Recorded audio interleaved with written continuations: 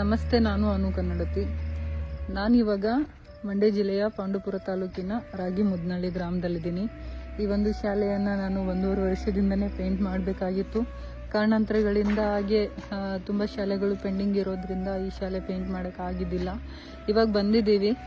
ನಾಳೆಯಿಂದ ಕೆಲಸ ಆರಂಭ ಆಗುತ್ತೆ.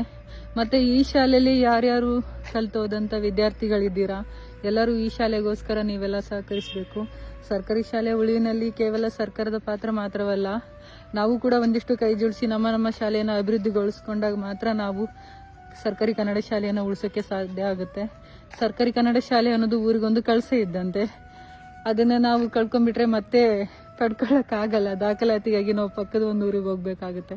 ಅದರಿಂದ ಕನ್ನಡ ಶಾಲೆಯನ್ನು ಉಳಿಸೋಣ, ಬೆಳೆಸೋಣ, ಕಾಪಾಡಿಕೊಳ್ಳೋಣ ಅಂತ ಕೇಳ್ತಿದ್ದೀನಿ.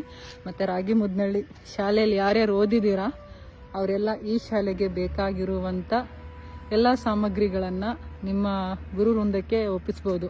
ಆದಷ್ಟು ನಿಮ್ಮಿಂದ ಆದಷ್ಟು